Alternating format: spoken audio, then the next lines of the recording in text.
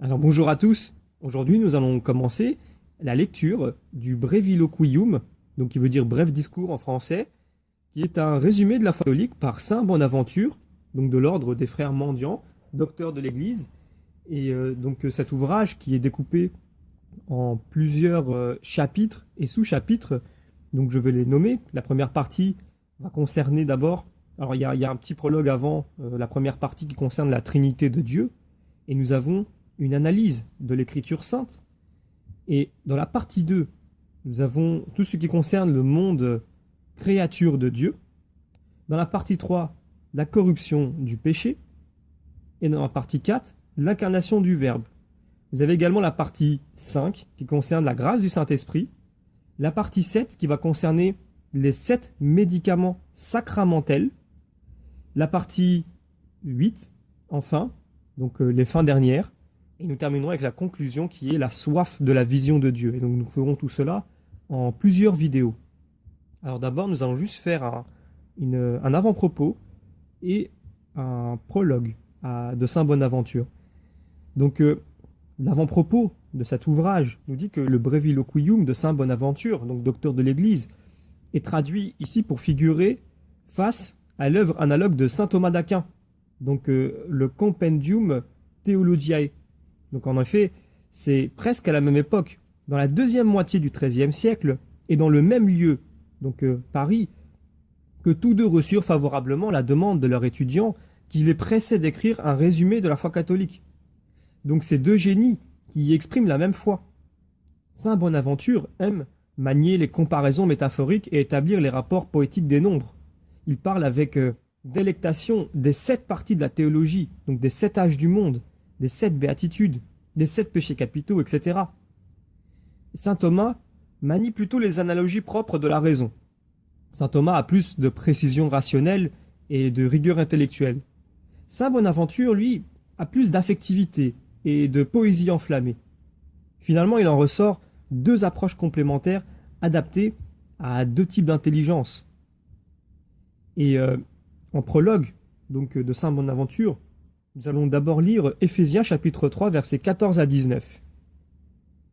C'est pourquoi je fléchis les genoux en présence du Père, de qui toute paternité, au ciel et sur la terre, tire son nom. Qu'il daigne, selon la richesse de sa gloire, vous armer de puissance par son esprit, pour que se fortifie en vous l'homme intérieur, que le Christ habite en vos cœurs par la foi, et que vous soyez enracinés, fondés dans l'amour. Ainsi vous recevrez la force de comprendre avec tous les saints ce qu'est la largeur, la longueur, la hauteur et la profondeur. Vous connaîtrez l'amour du Christ qui surpasse toute connaissance, et vous entrerez par votre plénitude dans toute la plénitude de Dieu. Alors, saint Paul explique dans ce texte l'origine, le développement et le but de l'écriture sainte, qui est appelée théologie. Il est docteur des nations, donc le grand prédicateur de vérité. Il était rempli de l'Esprit Saint, comme un vase choisi par Dieu et sanctifié. Il explique que l'origine de l'écriture sainte est dans l'efficacité de la Sainte Trinité, que son développement est adapté au mode de la réception humaine, que son but ou son fruit consiste dans la surabondance de la béatitude. L'origine de l'écriture sainte ne se trouve pas dans une vertu humaine, mais dans la parole de Dieu qui provient du Père de la vérité, de qui s'origine toute paternité au ciel et sur terre. Du Père, par son Fils Jésus-Christ, est communiqué en nous l'Esprit Saint. C'est par l'Esprit Saint, qui donne sa grâce à chacun selon son bon vouloir, que la foi est donnée. Par cette foi, le Christ habite en nos cœurs, et c'est de cette connaissance de Jésus-Christ que découle, telle une source, l'intelligence solide de toute l'Écriture sainte. En conséquence, il est impossible d'entrer dans la connaissance de l'Écriture sainte sans cette foi venant du Christ. Cette foi peut être comparée à la lumière, la porte et aussi au fondement de toute intelligence de l'Écriture sainte. Aussi longtemps que nous vivons ici-bas, loin du Seigneur, cette foi est le fondement stable, la lumière directrice et la porte d'entrée dans toute lumière concernant la vie surnaturelle. Selon la mesure de cette foi, doit être mesurée la sagesse qui nous est donnée par Dieu, afin de ne pas goûter plus qu'on ne doit, mais de goûter avec sobriété et selon la mesure de foi que Dieu départit à chacun. Par la médiation de cette foi, la connaissance de l'Écriture sainte nous est donnée selon l'influence de la bienheureuse Trinité, comme l'indique expressément l'apôtre dans la première partie du texte cité. Le développement de l'écriture sainte n'est pas enfermé dans les lois, des raisonnements, des définitions et des divisions selon les règles des autres sciences. Il n'est pas non plus restreint à une partie de l'universalité.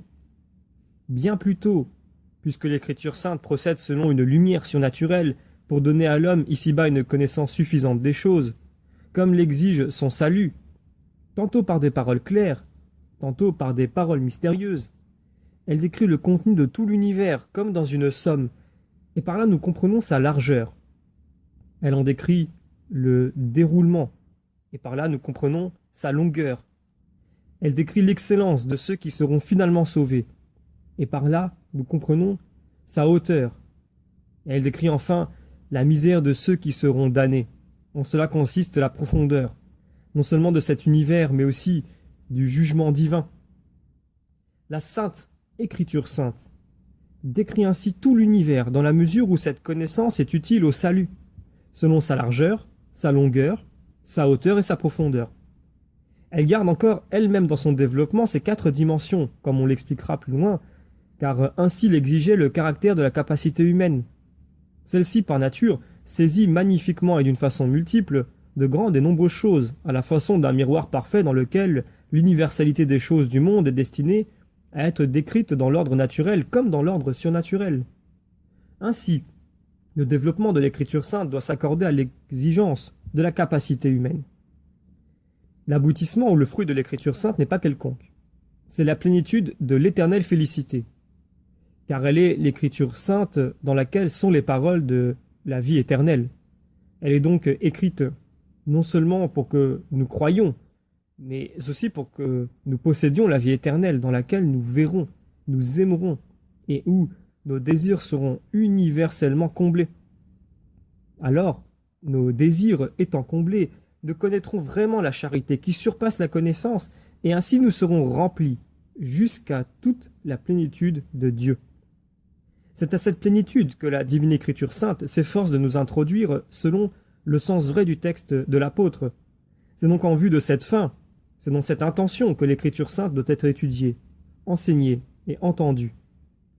Pour que nous parvenions à ce fruit et à ce terme directement en progressant par la route droite des Écritures saintes, il faut commencer par le commencement, c'est-à-dire accéder d'une foi pure au Père des Lumières en fléchissant les genoux de notre cœur, afin que, par son Fils, dans son Saint-Esprit, il nous donne la vraie connaissance de Jésus-Christ et avec sa connaissance, son amour. Le connaissant et l'aimant est comme consolidé dans la foi et enraciné dans la charité. Il sera alors possible de connaître la largeur, la longueur, la hauteur et la profondeur de l'Écriture sainte, et par cette connaissance, de parvenir à la connaissance entière et à l'amour extatique de la bienheureuse Trinité. Là tendent les désirs des saints. Là se trouve l'aboutissement et l'achèvement de tout vrai et de tout bien.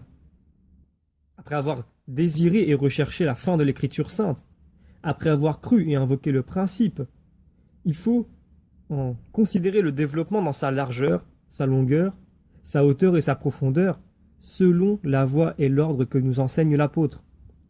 Sa largeur consiste dans la multitude de ses parties, sa longueur dans la description des temps et des âges, sa hauteur dans la description des hiérarchies graduellement ordonnées, et sa profondeur dans la diversité des sens mystiques et des interprétations.